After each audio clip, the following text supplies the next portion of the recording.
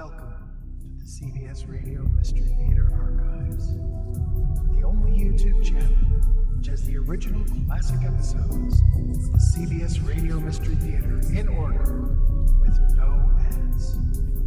Thank you for listening, and now, enjoy the show.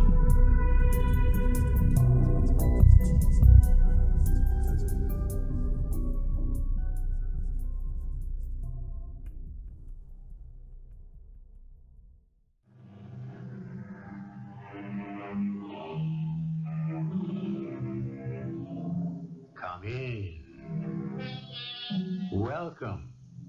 I'm E.G. Marshall. Did you happen to come across an item in the paper recently that read, Underground Nuclear Test Held, Yucca Flat, Nevada?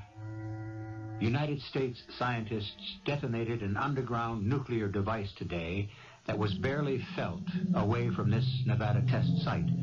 Spokesman for the Energy Research and Development Administration said that the test was a success and that no radiation had leaked into the atmosphere. I tell you this because that's not the whole story. That blast set off a series of reactions, incredible reactions, about which you'll be hearing more in a moment. Richard, don't tell me you've actually found what you and I were looking for years ago. I have, Mac, in the flesh. I've actually seen it. Good Lord. It's a real breakthrough, Mac. You know, if it hadn't been for you got me started in the anthropology game in the first place. Well, it's unbelievable. You know, this is going to turn man's history upside down.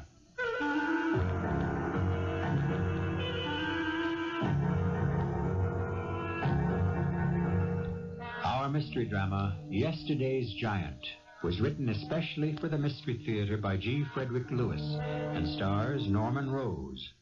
It is sponsored in part by Buick Motor Division. I'll be back shortly with Act One.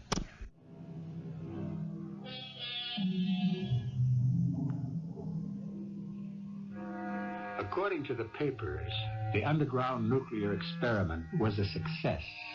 Of course, they had to say that. If the truth were known, the hue and cry from every American might have been such that... But I get ahead of myself. What really happened will be told us by James McLean, who knows the story better than anyone on Earth alive today.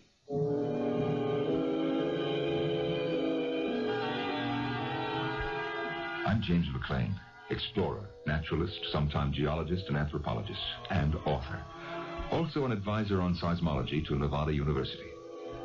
I suppose I wouldn't have gotten into this if it hadn't been for the unfortunate scandal of the Utah Man, about which I may go into later.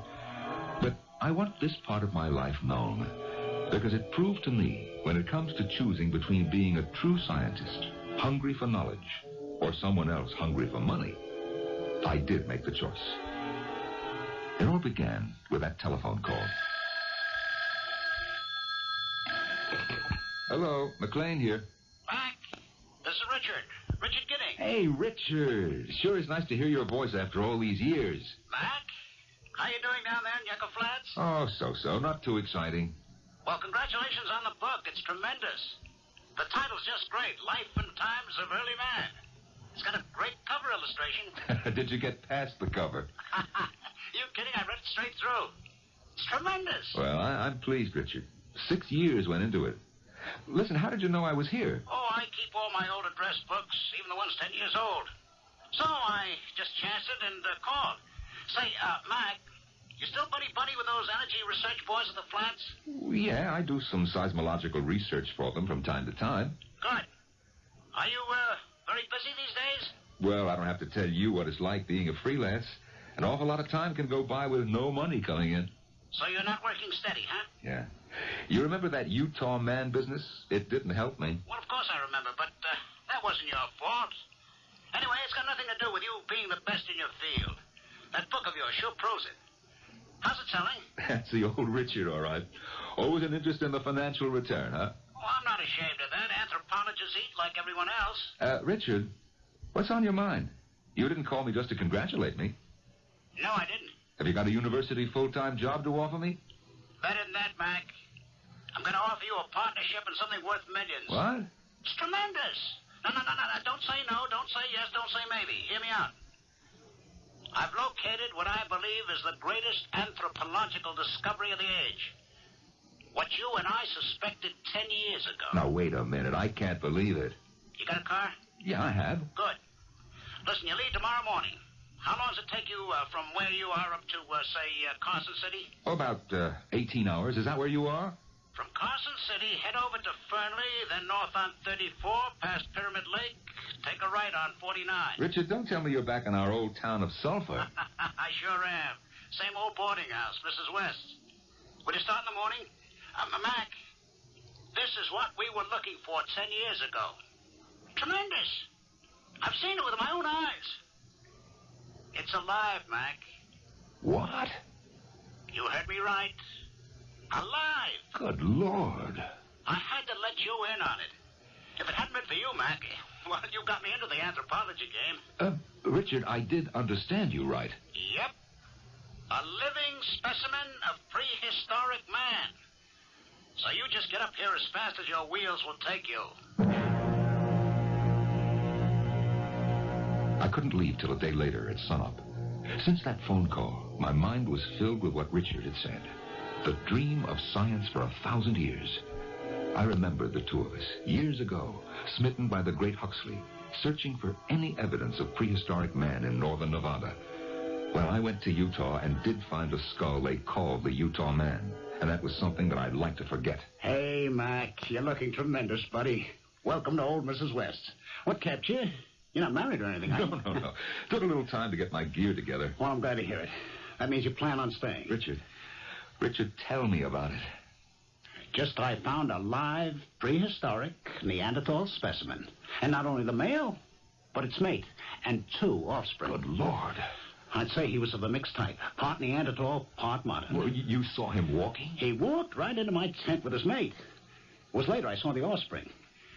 He walks erect, and I don't have to tell you, if he's a Neanderthal, he's every bit as intelligent as you or I. A good deal more, I'd say, to have survived. This family, I think, must have lived in the caves on the far side of the Jackson Mountains. There's 100,000 acres up there that's never been explored. Any idea why they came to you? Oh, very good idea. And that's why I need you. Last month, your ERDA people down in the flat set off a nuclear underground test. My guess is the shock waves ran along for 300 miles in the substrata and jolted those caves. And these guys probably came out to see what was going on. Yeah. Well, where are they now? Last Monday, they disappeared. Not a sign, not a trace of them anywhere. I searched as much as I could above Massacre Lake. Vanished. All right, now what do you want me to do? Find out when the next nuclear test is going to be held. When we know, we go up to where I was last time, make camp, and wait. You know, I might be able to get that information. Remember Arthur Fairchild? Yeah? He gave up geology, joined the Army. Now he's an important wheel at Yucca Flats. Oh, sure, I remember Arthur, but... Now, look, don't say a word about what I told you. Don't worry, I'm not talking. I've gone out on an anthropological limb before. I'm not making that mistake again.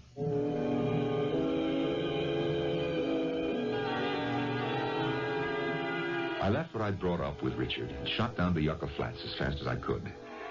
Since I'd done some observations for the ERDA, it was no problem to get to see my friend, Captain Arthur Fairchild. Mac, I appreciate the seismic report you're handing me, but on someone else's say-so, no instrument readings? I don't know. Richard Gidding is as reliable as they come. If he tells me he observed shock waves that far north, why should I disbelieve him? As far north as the Jackson Mountains? Mac, this is our 2nd year with these tests. We've never had a report on effect to surrounding terrain. Well, maybe the seams are giving way. We know there's a fault that runs north diagonally from here. Anyway, Mac, what difference does it make? I mean, if you like, we'll give you the instruments and you can go up and record. What do you mean, if I like? I put it badly. Of course, anything to add up to our store of information, we'd naturally appreciate. Okay, agreed. Now, when is your next explosion planned? Mac, you know I can't give out that information. Oh, come on now, Arthur. What am I going to do, sell it to the Russians? That's high-priority, top-secret stuff. Yeah. So you want me to go up there with all the measuring gear, and I'm just going to sit around with geophones on my head week in, week out, waiting, huh? I'll have to clear giving out that information. Besides, I don't think you could get set up there in time anyway. Well, you'll grant me it's damned important. Certainly. If there are weaknesses that run along, say, a fault for hundreds of miles, sure we ought to know about it. I wish I had verification before next Tuesday. What? Oh, next Tuesday. That's the date, then, huh? I never said that. No, I know you didn't, Arthur, and I appreciate it. But if I just happen to be 300 miles north of here on Tuesday, and energy research lets loose another test blast, and I just happen to record the seismic reactions, well, it'd be criminal if I didn't let you have the results. I wouldn't say you are devious, James McLean, but you sure know how to get what you go after. Arthur, you make me ashamed. And after all, the way you went to bat for me on that Utah man business, I don't know why I was hesitant in trusting you. There are P and S waves, and I'll record them. But there's more to it. Gidding thinks that he's discovered some very primitive ape man, or perhaps even primitive type Homo sapiens. Oh, how complete are the remains? Arthur, listen to me, not fossils, alive. Now, it seems that your last test caused quite a tremor up there, and these creatures came out. So that's the truth. Why, I had to know when your next blast was due. I felt better about taking Arthur into my confidence, and I was sure that Richard would understand.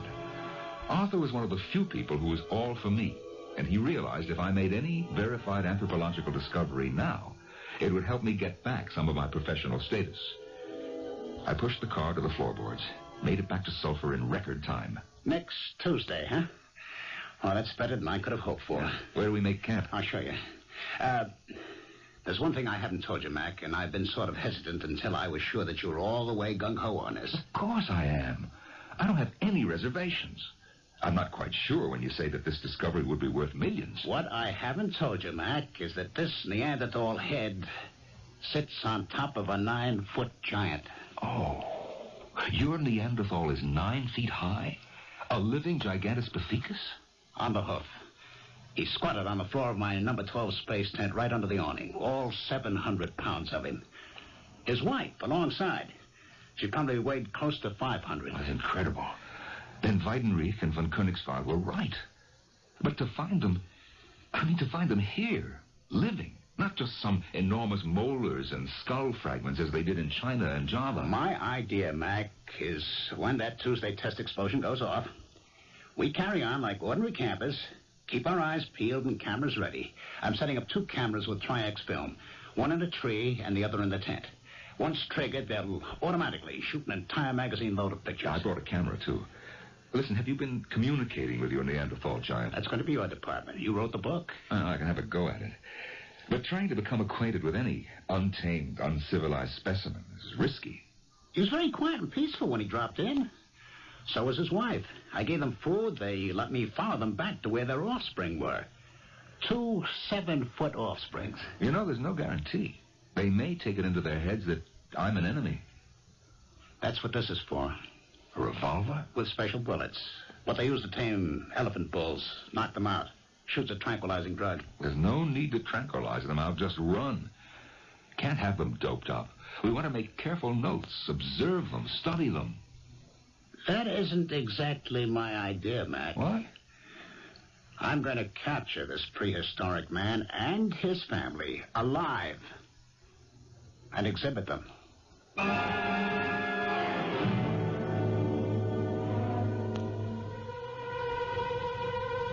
James McLean is shocked beyond measure at what he considers a betrayal of everything science stands for. What can he do now? If he leaves now, he may miss the discovery of a lifetime. If he goes along with exploiting a rare living relic of prehistoric days, he'll be through as a scientist. I shall return shortly with Act 2.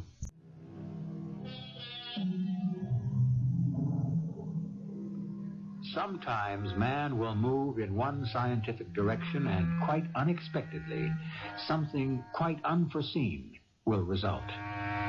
Call it a fluke of fate. But certainly the nuclear energy test in southern Nevada, triggering the discovery of an extinct species of man, is proof the unpredictable can happen. to say nothing of the pairing off of two men of totally different values.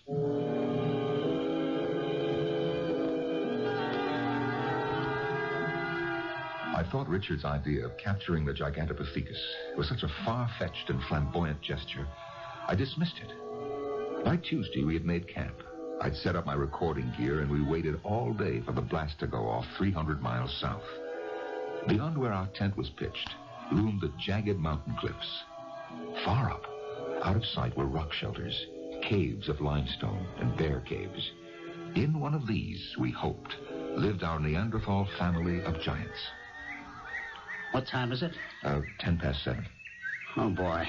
It's like waiting for the end of the world, isn't it, Mac? Yeah, more like the beginning of the world, Richard, if we see them. Mac, it's one thing to write a book on the social behavior of primitive man like you did, but it's quite another to see it in action.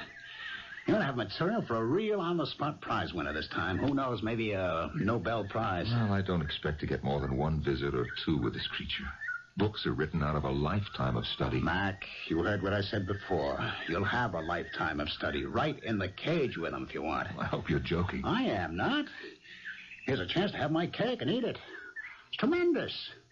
I wouldn't stand for being mocked like you were over that Utah man business. Somebody planted that skull in your digs, you know it. Well, it's all past and done with now. I'm talking about the purpose of this expedition. Richard, why did you want me? Because, old friend, I may flush him out of his hole. But you're going to tame him. Wow. There she goes, the nuclear test. They've done it. We're going to be rich.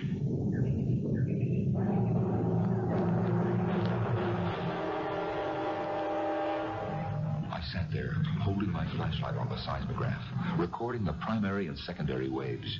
I figured the P waves were traveling from the flats at 7 miles a second, and the S waves at about half that. We were also getting some Raleigh waves, which had the capability of traveling around the world half a dozen times before dying out. It was as though an earthquake had hit, about 4 on the Richter scale. The ground lurched. Rocks came spinning off the cliffs. The seismic waves were causing a great deal of slumping and compaction where we'd pitched camp. In 5 minutes, it was over. That was twice as bad a reaction as the last one. It sure should have done it. Done what? Stirred up our Neanderthal friends. They ought to be coming down here. You glad you came back? Well, we all have our reasons and responsibilities. What do you mean by that? The Earth shock gave me a record, and that's one of the reasons I came. Perhaps it's also given you what you want. That's fine. More power to you. To both of us, no? As soon as the giant Neanderthal shows up... I will not be here, Richard. You won't be here? What do you mean? Just what I say. As soon as it's light, I'm packing up and going. Tomorrow morning? You can't go now. Oh, yes, I can. I don't belong here. What are you talking about, Mac? I need you. Richard, you're planning to take this creature, whatever he may be, and put him on exhibit. You don't care if it's a primitive man or a giant gorilla so long as it's marketable. Now, what are you talking about? Of course I care. And the pity of it is, if indeed you've made this unheard-of discovery, and it is a Gigantopithecus, Richard, it's a prize of the world. The possibilities What did I tell you? But it needs to be observed carefully, examined by scientists in its native habitat, cared for, and above all, respected. Well, who says he won't be? I know what the possibilities are. They're tremendous. I'm not going to exhibit this guy in a carnival circus atmosphere. What do you think I am? I've got big plans, buddy. I'm going to have an entire building constructed for it and its family. Once it's captured, I'll be in touch with every state in the Union. See who'll make the best offer. This can be a one-of-a-kind attraction. Tremendous. A 200,000-year-old fella for the year 2000. I'll have engineers come up here, the best there are. Get pictures from every angle. I want to duplicate the exact habitat, the actual caves this giant's family lives in. Get experts on feeding, running a sound system so that to his ears, it'll be like he never left home. I've given a lot of thought to this, Mac. Now, of course, I respect the animal. What do you think? But for money, not for science. For both, you square egghead.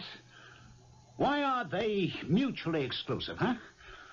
Now, all I'm saying is, for the trouble I'm taking to preserve this thing and make him and his wife and kids happy, charge a little admission. What's so terrible about that? Perhaps to you it isn't. But to me, Richard, that is not how a scientist goes about his work. It's not first to make a buck, and second to add to the world's knowledge. Mac, I can't do this without you. You're the expert on communicating with primates. Well, I'll get you another man. When? I need him now. As soon as I get back home, Richard. Are you serious about this? Checking out in the morning? I was never more serious about anything in my life.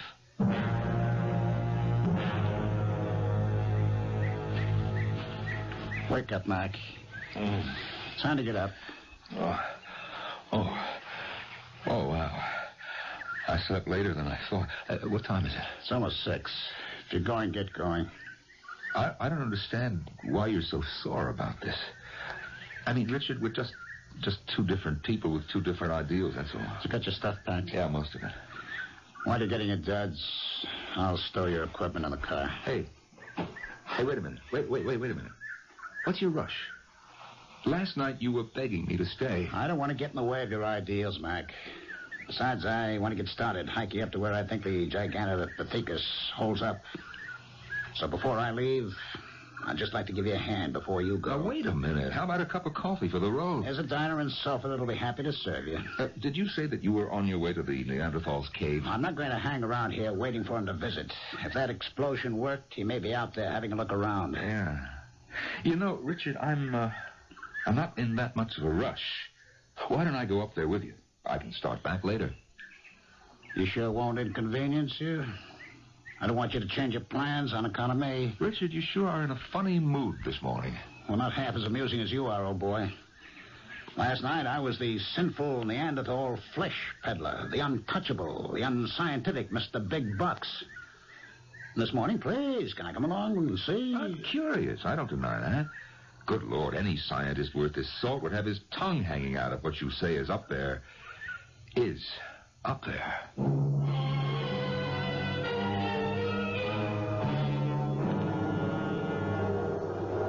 You see that straight wall of granite? Yeah.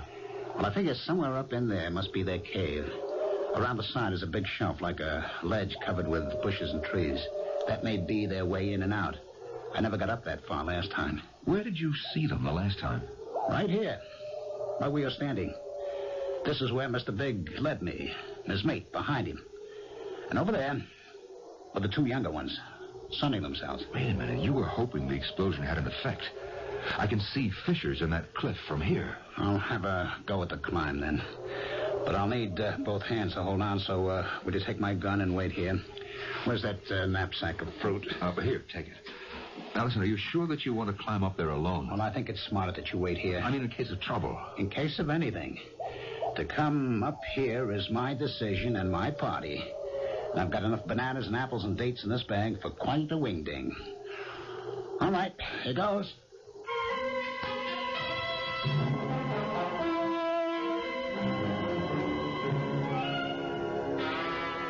Richard!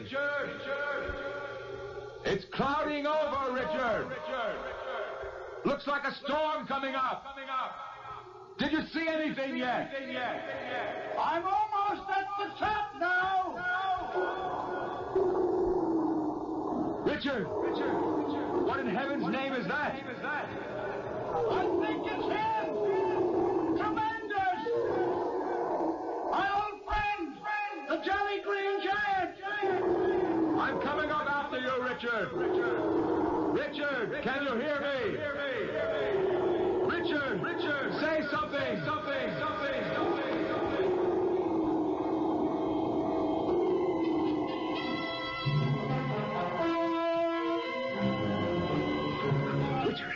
Richard. Mac, be quiet. Are you all right? Why didn't you answer me? Get down. If that was the Gigantopithecus, I heard him all right. Oh, yeah. He's got some voice. You think we're safe here? It depends where he is.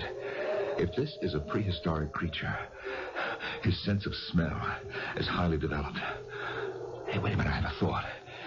If you want to make friends, do what you did last time. Take all the fruit out of your knapsack and line it up on the ground here. If he gets a sniff, it's possible he'll come forward to take it. The way I'm going to work it is, when he reaches for the fruit, I come out friendly-like. He knows me, you know. And then, pow, I give him a shot of the tranquilizer, and he's out. Yeah, but what do you do about the rest of the family? If they come looking for Daddy? I haven't thought that through. I could put them to sleep, too. Richard, you have got a couple of 1,000 pounds of gargantuan flesh up on this plateau. How do you aim to get them to civilization? You haven't thought that through either. Look, don't do it. Let's observe. Merely observe, okay? I got a few more things to work out, yeah. My problem has been I didn't want anyone else to know about this, but, yeah, I'll need trucks, I'll need cranes, who knows what. Don't think about capture. It's unrealistic, and you might get hurt in the bargain. Now, look, I brought my camera. Let's you and me just sit here and wait. No, you can wait if you want. Now that I know he's here, I'm going back down to get organized. I gotta work something out with some road builders. First we build a road, and then we can get a big moving van up to the plateau. Richard, you're absolutely crazy. Don't think of it. Don't start something you'll regret. Mac, the only regret I have is that I didn't think of all this sooner. All right, I'll see you. Richard, come back. Richard! Help, Mac! He's got his arm around me! He's crushing me! Mac, use the gun! I can't find it! Mac, he's dragging me with him! He's home!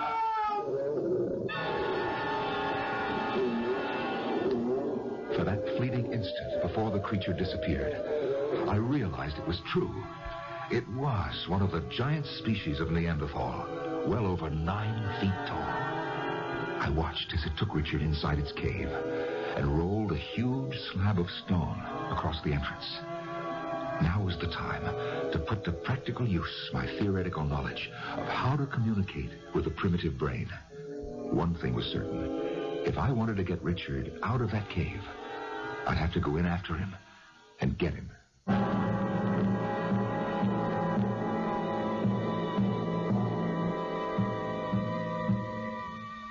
So James McLean is faced with the problem of spanning hundreds of thousands of years, dealing with a member of the human race who has been able to remain on Earth centuries after he was supposed to have disappeared. And were there more giant Neanderthals up in those Nevada mountains? If so, how many? I shall be back shortly with Act 3.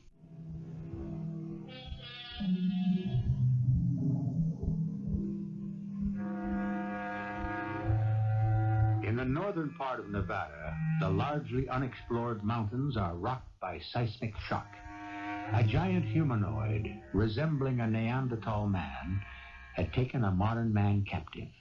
Anthropologist James McLean is faced with the problem of rescue.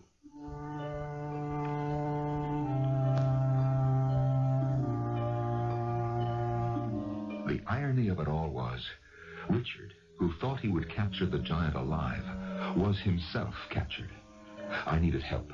The only person I could entrust with the secret, and who would get us maximum help in minimum time, was Arthur Fairchild. I put in a long-distance call from the nearest town. Incredible what you tell me, Mac. Arthur, we've got to get Richard out of that cave if he's still alive. Heard anything? Seen anything? No, not since yesterday. This morning I climbed up there before phoning you. The cave is still blocked off. I better come up with some Army sharpshooters. No other way. Or blast them out with dynamite. Sharpshooters? Dynamite? Arthur! Listen, there's got to be a way to do this without killing anybody. Look, can you come up yourself, alone, and say, will you bring a couple of bushels of apples and as many bunches of bananas as you can lay your hands on? Let me get this straight. You want me, apples and bananas, but no guns, is that it? Please, Arthur, use your head. There's got to be a solution that keeps everyone alive, and we've got to find it. I had a frightful nightmare last night. I lived it again. The entire episode of finding that skull in Utah, staking my reputation that it was a Cro-Magnon fossil, only to find out I'd been hoodwinked by someone. Thank heaven I woke up before the dream got to that awful meeting of the National Academy, being accused of trying to get rich and famous at the expense of science. The disgrace of it. Oh, I woke up in a cold sweat. Arthur! They had no trouble finding you at all. You must have driven all night. And why not? You want some coffee, some breakfast? No, I've been nibbling on bananas all the way up. Well, let's get started. Where to, Mac? Well, did you figure out what we could do? The answer's here in the back of my car. You came alone, I hope. Do you see a troop of cavalry coming up the pass? Of course I came alone. What about Gidding? He's still in there? As far as I know. The hope is this. I talked to our engineer boys, and they advised, drill a hole and smoke them out. So I brought up all the equipment. Smoke? Look, I don't want them choked to death. It's a new kind of smoke bomb. Has just the reverse effect. It impels those who breathe it to violent action. Oh, I get you, sure. My feeling was, if this giant man or animal is strong enough to move a boulder to close the cave, with a little encouragement, maybe we can get him to open it. I know you said don't, but I also brought along 2 rifles, just in case. Arthur and I lugged the equipment up to the plateau. Generator, 5-gallon cans of gas, lights, a drill the size of a jackhammer. We had to make 3 trips. It was getting dark by the time we had everything connected, and the generator ready to go. Give the starting rope a long, hard pull, Mac. The way you start an outboard motor or lawnmower, so we can get some juice. I plugged in the searchlight facing the rock so we can see what we're doing. Okay, here goes. Great. Lights, camera, action.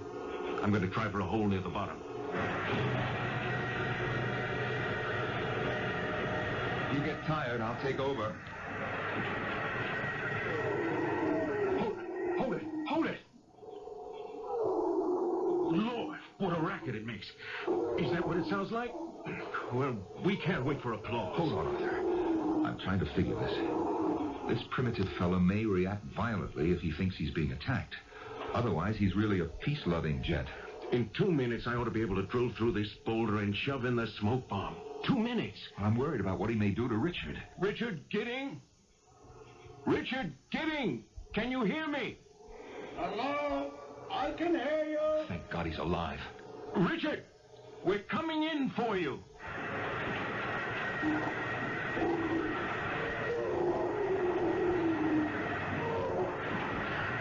It's going through like butter. It won't be long. Hey! Arthur, stop the drill. Richard? Richard, are you okay? All right.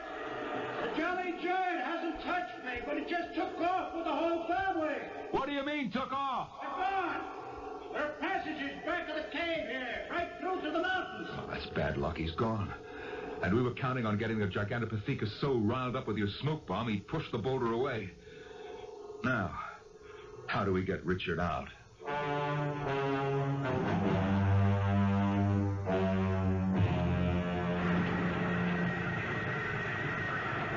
Very neat, Arthur. Very neat indeed. You made a very good circle of holes. Okay, my turn. Don't you want the drill? What do you think you're doing with those rocks? I thought I'd try to crack the boulder between the holes you made. Now, stand aside.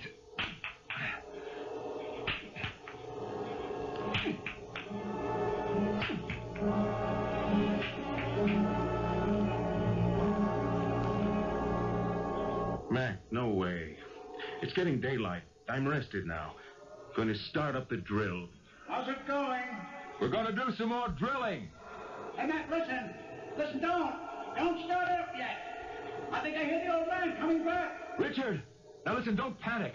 I tell you what I'm going to do. I'm going to shove some bananas through some of the holes that Arthur drilled. I'm not hungry. No, I'm hoping to appeal to the big man. Richard, duck into some corner and make yourself scarce. Okay, Mac. He's coming. I can hear him very plainly now. 8 holes, that makes 8 bananas. I hope this works. Now we'll take the apples you brought, Arthur, and the rest of the bananas and spread them in a circle in front of the cave. There, that's right. That's nice. You think that Neanderthal giant is going to open the cave and sit down with us for a meal? I wouldn't be surprised. I think I'd have a bigger appetite if I climbed up this tree. Do you mind? Arthur, trust me. Eating is second nature to every living creature. It's rare indeed that any living thing is attacked while eating. Now, let's give it a try. We'll never get a chance like this again. Okay, you're the expert. Pass me an apple, will you? I knew I had to communicate with the giant creature. Reassured we meant no harm. Zaborowski and Houghton both agreed that Neanderthal was capable of articulate speech. Now, all the speculations, inferences, and theories would have to give way to the real thing, actual practice. I would have to reason with the Gigantopithecus, using my language to reach his understanding. The big boulder in front is moving. He's pushing. There, what did I tell you? He's coming out to get some more food. Great God in heaven! Will you look at the size of it? Look at that head. Those hands. Oh, my God. Hello, old man. Brought you some bananas and apples. Help yourself. Sure, take two. Take as many as you want. I can't believe my eyes. It's sitting down with us. I'll tell you something, old man. All my life, I dreamed of going back in time to meet you. Yes, and I didn't have to do it. You came out of time to meet me. You know, I think he's really enjoying himself. Arthur, get up slowly, very slowly, and go to where we put the duffels. Now, in the one with the green stripe is my loaded camera. Will you bring it to me? Sure. What's he doing? He's getting up and taking a handful of fruit back to his family in the cave. Richard! Richard! When the old man's with his family, all the way inside, you come out. Okay, I get you. Here's your camera, Mac. Am I glad to get out of that cave? Hey, Richard, are you all right? Nothing broken, huh? I was more scared than bruised, believe me. Yeah, listen, you remember Arthur Fairchild as Richard Gidding. Oh, yeah. Arthur was the man behind the drill. Well, I saw the big man go for those bananas. That's tremendous. Yeah, now, in a minute or two, I expect the whole Neanderthal family will be out. Now, look, there may be other families. Who knows how far the caves go? You know, the more I think about it, the more I believe Washington ought to set up some kind of special preserve here. Wait a minute. Why cut Washington in on this? Like a wildlife preserve, is that what you mean? Well, isn't that what this would be, really? Here they come. Is that the mother? Yeah, that must be her two sons. It's a nice family group. Now, watch the birdie. Excellent. One more shot. Now, if Mac can get them all to say cheese, we'll have a family of Neanderthals, all smiling. When we ran out of film and fruit, it was time to go. The giant Neanderthals returned to their cave. The sun was high now. We were pretty tired. We'd been up most of the night. We carted the gear down, hand over hand, down the side of the cliff. And then one last climb up to the plateau to make sure that nothing was forgotten. Arthur, where's Richard? I was going to ask you. He's not down below. Richard! Hey, Richard! Huh, that's strange. Where could he have gotten to? Isn't that him? Coming out of the cave? Oh, yeah. Wait a minute. What's he got in his arms? Hi, folks.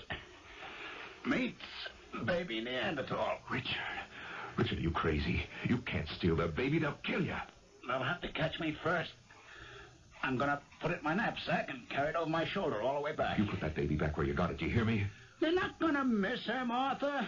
Here, hold the kid while I strap on my knapsack. You're mad, absolutely mad. Now, look, you put it back, Richard, or I will not be responsible. The whole family's out foraging or something, so I went into the cave and helped myself. This kid is worth a fortune. Now, I said, give it to me. I'm ready for it. I'll give it to you. Oh. Phew. What a wallop. He went down like a stone. He sure wasn't ready for that. We put the Neanderthal baby into the cave and went back to camp. Most of the rest of the day, we tossed around the idea of a national preserve. Would Washington guard the area with access only to bona fide scientists and researchers? Richard was very quiet and hardly said a word to us all day, all evening. The next morning, he was gone. We walked clean back to the cliff and not a sign of him. He's some character. Well, he could have gotten lost. Good Lord. Look up there. Pass the boulder. Let's go. He fell over there. Which way now? now. Keep going, just around these trees. There he is. Richard! Richard! Oh, wow. He's dead. That's a broken neck, all right. Falling all that distance. He was up on the plateau. What was he doing up there?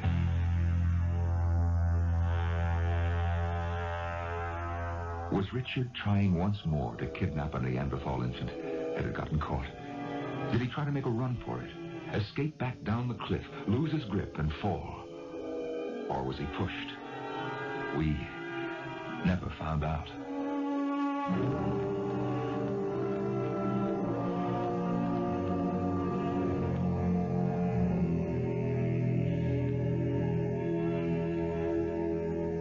More than anything else, Richard's stubbornness and tragic end convinced Mac and Arthur of the hopelessness of their cause. Even if Washington agreed to a guarded national preserve, there would always be a Richard, someone who didn't really care and would do anything to exploit these ancient giants. So, our two friends decided to keep what they had seen a secret, and that they would never divulge to anyone the road to yesterday's giants. I'll be back shortly.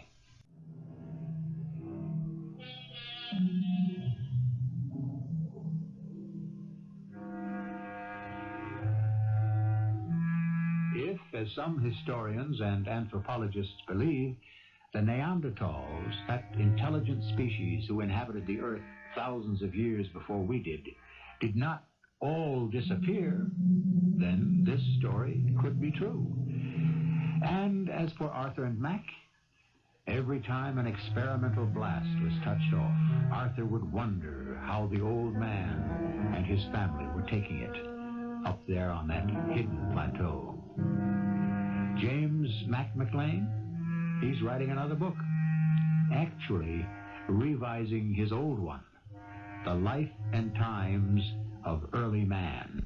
Only this edition will contain some extraordinary photographs. Our cast included Norman Rose, Ralph Bell, and Howard Roth.